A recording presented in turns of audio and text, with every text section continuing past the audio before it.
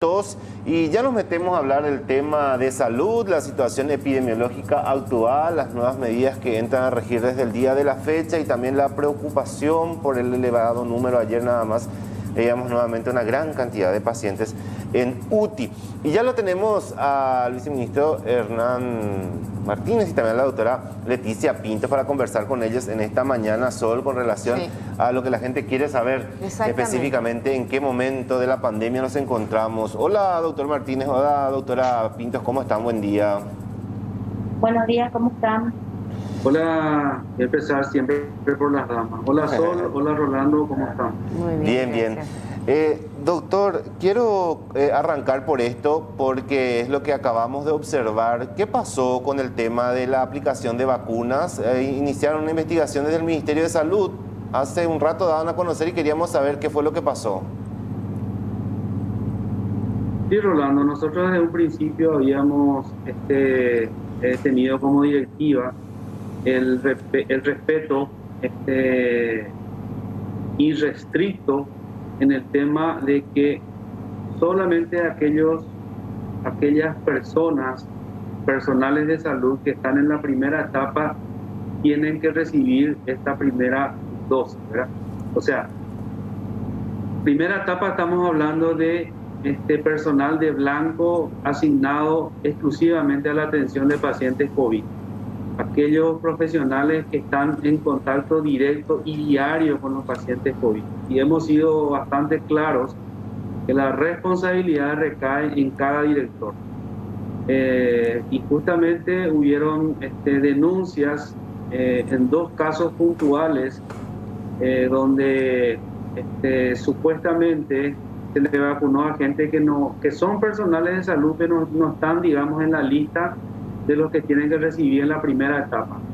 Razón por la cual se toma la decisión de iniciar una investigación, de separarles del cargo mientras dure la investigación y bueno, seguramente el dictamen de asesoría jurídica va a decirnos si se cometieron o no se cometieron algún tipo de irregularidades. ¿Esto en dónde, viceministro, estamos hablando de qué comunidad, en qué punto se habría registrado esta supuesta irregularidad? Bueno, una de ellas es en el hospital de Caacupé y el otro caso es en el hospital de Guarambaré. Y estoy hablando siempre de un supuesto, ¿verdad? Claro, supuesto. Hay que tener mucho cuidado, ¿verdad? Porque nosotros no podemos hacer ya una acusación sin tener una investigación que se inicia en este momento. Y se creyó oportuno separar del cargo a estas personas, ¿verdad? A estos directores, hasta tanto dure la investigación. Y cuando tengamos el dictamen, por supuesto, vamos a hacer también público, porque la directiva del señor ministro de Salud es hacerlo lo más transparente posible. Ahora, viceministro, hablando de vacunación personal de blanco, hoy todavía sigue a la primera línea. Hoy sigue la primera línea. Y la intención, Rolando, Sol, es que cuando tengamos el otro lote de vacunas, seguir con los hospitales, ¿verdad? Queremos inmunizar a la mayor cantidad posible de personal de salud. Queremos que esta gente, queremos que estas personas estén inmunizadas porque van a ser los que nos van a cuidar a nosotros, ¿verdad? O sea, queremos asegurar de que vamos a tener personal, digamos, inmunizado ante esta situación bastante crítica por la cual estamos atravesando.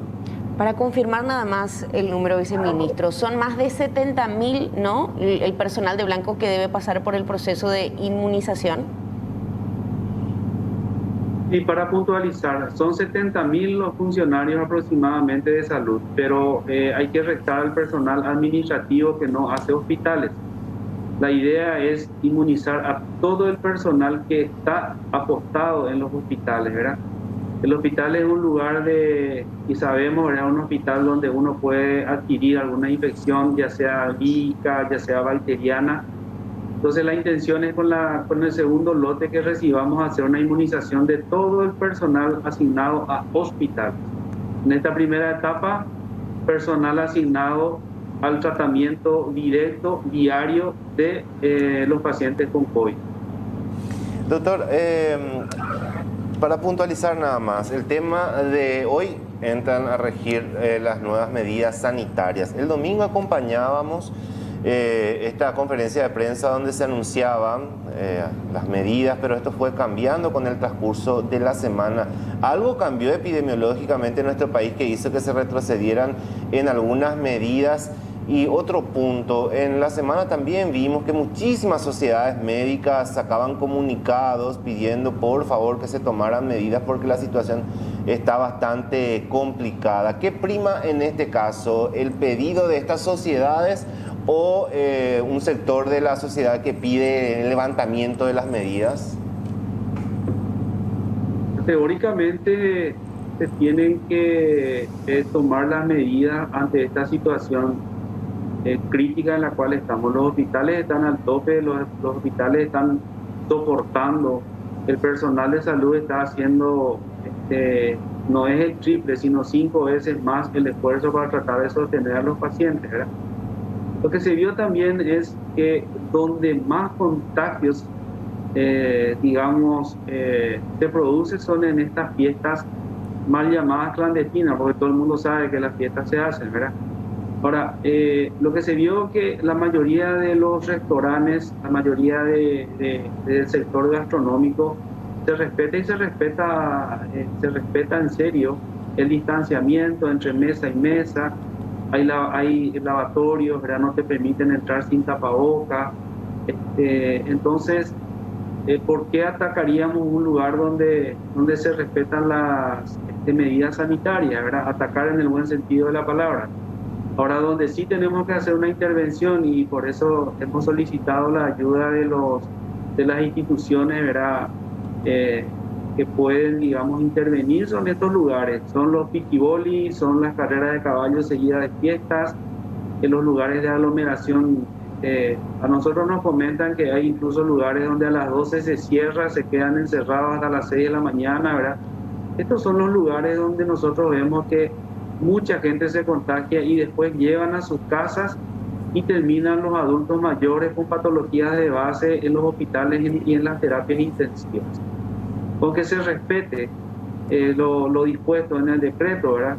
Que si uno fue a un restaurante y tiene la forma de demostrar, ¿verdad? Y el restaurante a la casa donde se cumplen todas las medidas sanitarias, y pues se minimiza o se mitiga la transmisión del virus. Donde no se mitiga, donde hay prácticamente un relajo total, son en estas fiestas donde casi seguro hay alcohol de por medio, nadie utiliza tapabocas.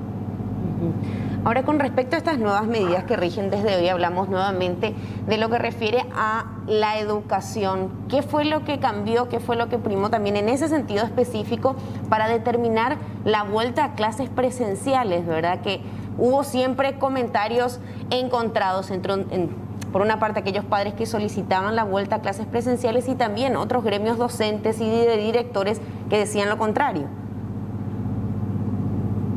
Lo que se sabe, Sol, es que las posibilidades de contagio en las escuelas son mínimas si se cumplen todas las medidas sanitarias, ¿verdad?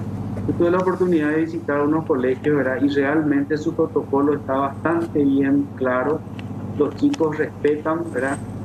Ingresan por un portón, todos se lavan las manos correctamente. Hay gente que controla incluso el lavado de manos. A todos se les controla la temperatura. He ingresado también en aulas donde la distancia entre pupitre y pupitre es la aconsejable. Son espacios grandes, ¿verdad? Todos utilizan tapabocas. Prácticamente hay colegios que ya no hacen doble turno, sino hacen hasta el mediodía. Ya no almuerzan los chicos ahí, ¿verdad? Y si tienen que almorzar, cada uno lleva su almuerzo y almuerzan, digamos, solos a una distancia prudencial, ¿verdad? Entonces, ¿por qué tendríamos que, digamos, cerrar estos lugares? Ahora, si hay escuelas o establecimientos de salud que no cumplen con estas medidas, y definitivamente no se puede habilitar. Aprovechando, doctor, y después para seguir hablando del tema de medidas, estábamos viendo, y lo escuchaba ya también la doctora Leticia, con relación al tema de las unidades de terapia intensiva. ¿Se mantiene este número, doctora, de 20 que están aguardando un lugar disponible para ser ubicados en terapia? Estamos con menos pacientes ahora, entraron 5 más y tenemos 15 actualmente en el transcurso de la mañana. Como saben, esto es muy dinámico. Lastimosamente hay muchos fallecimientos también y eso hace que se libere una cama para otro paciente. También las mañanas son horarios que se hacen recorrida médica y hay pacientes que salen de alta, entonces van a ir ingresando los pacientes que están en las urgencias actualmente. ¿Estos 15 están distribuidos en diferentes puntos del país o se concentran más en Asunción Central, doctora? Mira, para serte franca, toditos están en área central. En Ciudad del Este no tenemos este problema, en Encarnación tampoco, todos están en área central. Doctora, con relación al tema de las llegadas tardías, también se hablaba mucho en estos días que las personas llegan en una situación extremadamente crítica y ni bien ingresan, lastimosamente terminan falleciendo. ¿Eso es una constante hoy? Es una constante sobre todo en los pacientes más jóvenes. En los pacientes que tienen menos de 45 años, esa es una constante de que llegan ya con una afectación pulmonar bastante severa y por eso tienen que entrar directamente a terapia intensiva. Aprovechando también, doctora, ir especificando algunos temas, estábamos al tanto de que son cada vez más los niños que también están en unidad de terapia intensiva. Hablar de las comorbilidades justamente en menores de edad y los casos que tienen actualmente. Mira, Sol, es muy importante tu pregunta porque hay una problemática que no nos damos cuenta tal vez, que es la obesidad en niños. La obesidad en niños afecta mucho, sobre todo para los problemas pulmonares. Los pacientes que están en terapia intensiva, niños, en su gran mayoría son niños obesos y niños un poco más grandes, estoy hablando de 9 a 13 años, que son los que se ven afectados y tienen que ser intubados, digamos. Hay otros niños que están, digamos, para mayor control en las terapias intensivas, pero no están intubados. Pero sí tenemos un número, digamos, ya bastante interesante de gente que está en terapia intensiva menor de edad. Doctora, quiero consultarle porque uno lee y muchas veces también quiere cotejar esa información. Ayer leía, por ejemplo, Pedro Juan Caballero falleció esperando una cama de terapia intensiva. Vimos el caso de Puerto Casado, donde el doctor nos decía necesitábamos cama de UTI, lastimosamente no pudimos llegar a tiempo. ¿Esto es la realidad que tenemos hoy? Y mira, en el interior del país, por ejemplo, el caso de Pedro Juan Caballero, el paciente estaba en la urgencia del hospital, ¿verdad? Realmente en muy mal estado. A veces la gente tiene el concepto de que entra a terapia intensiva y se va a salvar. Cuando el paciente está muy grave, a veces ni siquiera el hecho de estar en un respirador te puede salvar la vida. Por eso es que nosotros insistimos en que al primer síntoma de falta de aire tienen que acudir a los hospitales para ser controlados. Y hay una realidad también que es muy importante. Las distancias en nuestro país de un lugar a otro son grandes y el traslado de pacientes hace que eso se complique. Y también se complica por el hecho de que en las ciudades del interior, que no son las cabeceras regionales, la cantidad de especialistas que tenemos es escasa. Estamos hablando de cuántos especialistas en ese punto del país, doctora, porque es algo que siempre de alguna manera se va denunciando, se va señalando a través también de las redes. Y les doy un ejemplo, en el Chaco no tenemos ni un especialista en terapia intensiva. Acá en la región oriental, digamos, están todos acá en el área central y en las cabeceras regionales. En Pedro Juan tenemos 4 intensivistas, pero la mayoría también trabaja en varios sectores, no trabaja solamente en Pedro Juan. Hay especialistas de Pedro Juan que trabajan en Ciudad del Este. Es optativo el tema, ¿verdad? No podemos obligarle a nadie a quedarse en un lugar el cual no se siente satisfecho para trabajar.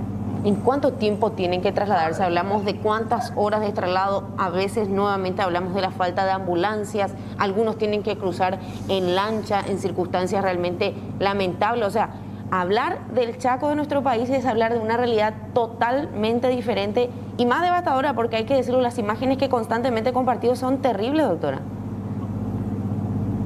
Sí, la distancia en el Chaco y la falta de acceso también es importante. Y otra cosa importante es saber que los cuadros pulmonares no pueden ser trasladados en avión. A veces escuchamos o nos dicen, ¿por qué no los traen en avión? Y los casos pulmonares severos no pueden ser trasladados en avión porque es mucho más riesgoso que traerlos por tierra. El daño pulmonar que puede producir el cambio de presión en el aire es muy importante. A ese punto quiero, aprovechando, doctora, que tocaste ese tema nada más, porque estamos acompañando muy de cerca lo que pasa en Brasil, por ejemplo. Cuando un estado está saturado, hacen el traslado vía aérea. En realidad no se puede hacer el traslado del paciente, o nuestros aviones no están equipados para trasladar un paciente en estado grave. En realidad nuestros aviones son nuestro principal problema porque no tienen presurización, a diferencia de otros países. Nuestra Fuerza Aérea lastimosamente no está del todo preparada para hacer estos traslados médicos. Y hablando del tema de terapia y todo más, le quería preguntar también al doctor Martínez el tema de medicamentos, porque hoy vemos otra vez cualquier cantidad de gente que está pidiendo, por favor, ayuda constantemente, como, no sé, 8 o 9 pedidos diarios, el tema de vuelta, midazolam, tema de tracurio. ¿Cómo estamos con eso, doctor? ¿Estamos volviendo otra vez a tener esa escasez del medicamento? Con midazolam estamos recibiendo, no en la medida que nos gustaría, ¿verdad? Pero estamos recibiendo por lo menos en forma continua y lo estamos proveyendo a los hospitales que tienen terapia intensiva. El atracurio vamos a tener todavía hasta la semana que viene. De hecho, ya el doctor León de Insumos Estratégicos está viendo algunas alternativas para compra, ¿verdad? Si no hay en el mercado, ver otros mercados, ¿verdad? Sí tenemos inconvenientes con algunas licitaciones con medicamentos como el omeprazol, que es un protector gástrico. Es muy importante el uso, ¿verdad? Porque estos pacientes los pacientes con COVID están sometidos a un estrés muy importante y eso puede causar úlceras gástricas, ¿verdad? Y algunos otros insumos que se declararon desiertos. Sí tenemos inconvenientes para una provisión, digamos, a todo el sistema, porque ya no es solamente salud, sino también es hospital de clínica, es hospital de IPS, ¿verdad? Se está trabajando para tratar de conseguir insumos para también satisfacer las necesidades de estos hospitales, porque hoy en día estamos integrados. Hoy tenemos pacientes del ministerio en IPS y viceversa. También estamos, digamos, en una especie de alianza estratégica con el hospital de clínica, a quien también se le tiene que proveer de insumos y medicamentos. Entonces, esta situación realmente hay momentos en que se nos hace cuesta arriba, ¿verdad? Por la cantidad o el uso de estos medicamentos, que no es que se triplicaron, sino prácticamente se multiplicaron por 5, ¿verdad? Entonces la gente de insumos está viendo todas las posibilidades para ver y golpear puertas para tratar de tener por lo menos insumos para un mes y tratar de tener un alivio, principalmente para la gente en el tema del gasto de bolsillo. Bueno, doctor, sabemos que están con muchas actividades. Muchísimas gracias por compartir esta mañana con nosotros. Muchísimas gracias a la doctora Leticia Pintos. También siempre es un gusto hablar con ella porque nos explica perfectamente cuál es el panorama que tenemos preocupante. No nos queda más que cuidarnos entre todos, doctor Martínez, doctora Leticia. Muchas gracias a ustedes. Gracias y cuídense. Muchísimas gracias. Conversamos así con el viceministro Hernán Martínez, con la doctora Leticia Pintos, con relación a esta situación por la que estamos atravesando. En resumen, Sol, el tema quizá más nuevo que tenemos en estos momentos es lo que ocurrió en Caacupé y también en Guarambaré. Se habla de esta supuesta irregularidad a la hora de la vacunación. Siempre hablamos de supuesto, ¿no? Recibieron la vacunación, pero no serían de primera línea. O sea, inicia una investigación. Exactamente, mientras fueron apartados del caso. Es interesante hablar con la directora de Caacupé del hospital, porque siempre ella es muy abierta para aclarar las dudas. Y por otra parte, también nos decía la doctora Leticia Pintos de que definitivamente hay gente que están esperando en urgencia, que necesita de camas de terapia intensiva. Esta mañana temprano eran 20, ahora fueron reubicados, se encuentran todavía 15 y efectivamente hay gente que lastimosamente pierde la vida esperando un lugar en terapia intensiva. El panorama epidemiológico que tenemos hoy en nuestro país. Avanzamos en este día, les invitamos a que nos sigan a través de las redes sociales.